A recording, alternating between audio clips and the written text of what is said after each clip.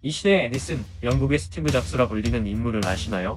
이름만으로도 어떤 기업의 창업자인지 곧바로 알 수 있습니다. 혁신이라는 말을 싫어하며 자신을 발명가라 지칭하고 CEO보다는 엔지니어로서의 삶을 살기로 한 인물.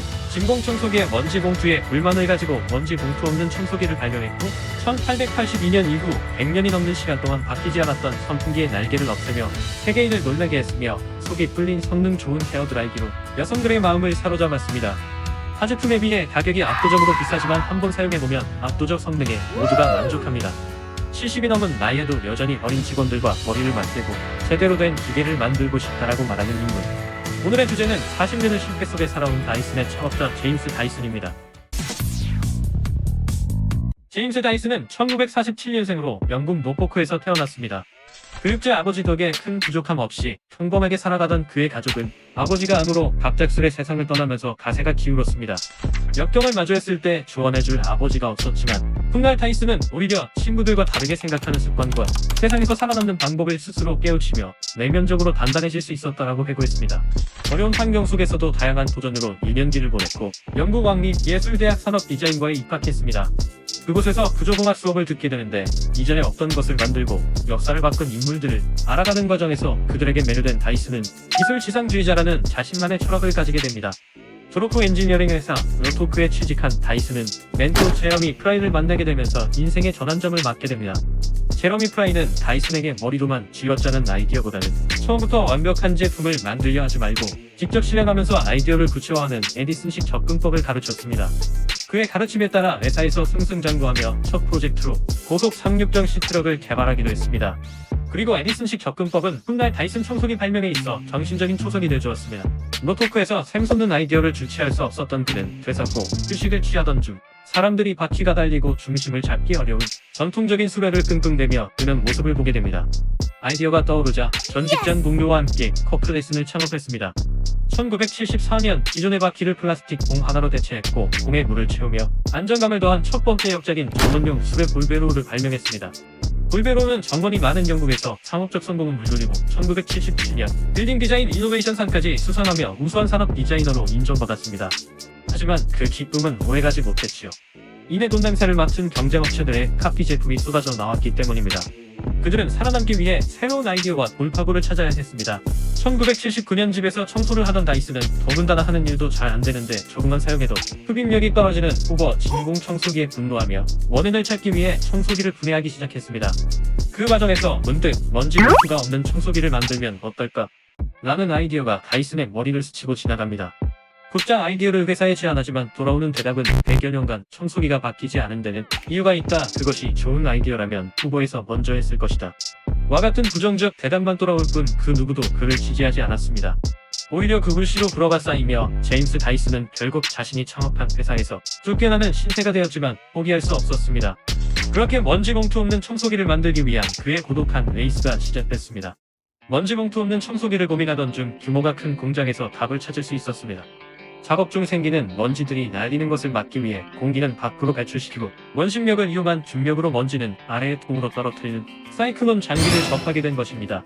소용하면 된다면 충분히 청소기에 접목시킬 수 있다고 판단한 그는 자신의 집에 딸린 낡은 창고에서 홀로 4년간 설계부터 생산까지 5126개의 시제품을 제작했습니다.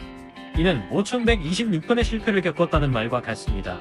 계속되는 실패로 가족의 생활비까지 걱정하기에 이르자 그의 아내는 미술 클래스를 운영하며 생활비를 마련했다고 합니다. 하지만 결국 5127번 시제품을 만드는 인고의 시간 끝에 1983년 드디어 세계 최초의 먼지 봉투 없는 청소기가 그의 손에 의해 발명되었습니다. 그럼 이제 찬란한 미래가 펼쳐졌을까요? 시제품을 들고 미국, 유럽에 있는 당대 최고의 기업인 후버, 일렉트록스 등 많은 기업에 문을 두드렸지만 모든 회사들이 외면했습니다. 그 이유는 자신들의 제품을 지키고 싶었고 무엇보다 먼지 봉투 판매는 그들의 매출의 큰 비중을 차지하고 있었기 때문입니다. 그렇게 3년을 떠돌이 생활을 하며 지쳐갈 때쯤 전화 한 통이 걸려옵니다. 그곳은 미국도 유럽도 아닌 먼 나라 일본의 가전회사 에이펙스였습니다. 판매액의 10%를 로열티로 준다는 조건이었습니다. 5127번의 시도 끝에 만들어진 그의 청소기는 그렇게 지코스라는 이름으로 세상 밖으로 나왔습니다. 지코스는 일본에서 큰 인기를 끌었고 이를 발판 삼아 스코어 원천 기술을 세계 여러 기업에 제공하며 성장의 가도를 달려나갔습니다.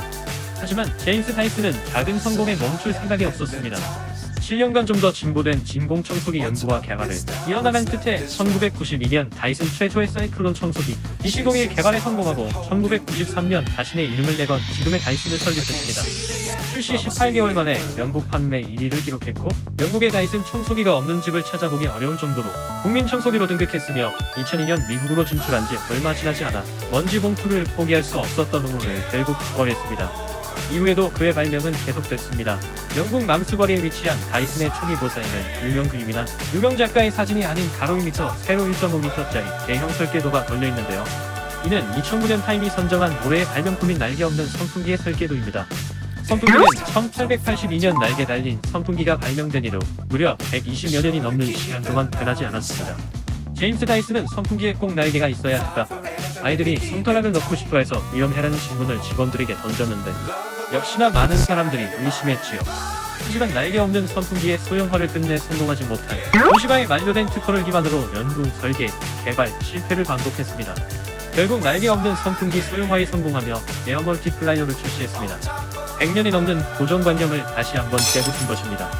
이후 에어 멀티플라이어의 기술을 기반으로 한 날개 없는 온풍기, 공기청정기, 가습기까지 연이어 출시했고 머릿결이 상하지 않은 헤어드라이어로 세계인의 마음을 사로잡았습니다. 가격이 타 제품에 비해 약 3배로 고가이지만 압도적 성능에 만족한 고객들의 마음속 가전기기 1등은 다이슨이 되어버렸습니다. 제임스 다이슨은 제품은 제대로 작동할 때 가장 아름답다. 낮은 가격을 원하는 소비자들은 다른 물건을 사면 된다라고 이야기합니다. 그는 혁신보다는 발명을, 제품보다 기계라는 표현을 선호하며 어떻게 팔까에 초점을 둔 마케팅 활용과 가격 고정된 광고, 그리고 브랜딩을 비판하기까지 합니다. 지속적인 판매는 오로지 제품의 기능에서 나온다는 것이 그의 입장입니다. 실제로 순이익의 30%가량을 R&D에 투자하고 있으며 직원의 40%는 엔지니어입니다. 이것이 가격이 고가인 이유입니다. 그는 대학에 갓 졸업한 젊은 인재들을 선호하는데 그들은 선입견 없이 배우고 탐험하며 즐기면서 창의적인 아이디어를 낼 수 있기 때문입니다. 그래서 다이슨사의 직원 평균 나이는 26세이며 자유롭고 활기찬 기업 문화가 자리 잡고 있다고 하네요. 경영보다 엔지니어로서 계속 발명을 하고 싶었던 제임스 다이슨은 CEO 직함을 벗어 던지고 다시 엔지니어로 돌아가 직원들과 R&D에 매진하고 있습니다. 다이슨은 또 어떤 발명으로 세상을 놀라게 할까요? 제임스 다이슨은 성공은 99%의 실패로 이루어진다 라고 말합니다. 당신의 생각은 어떤가요?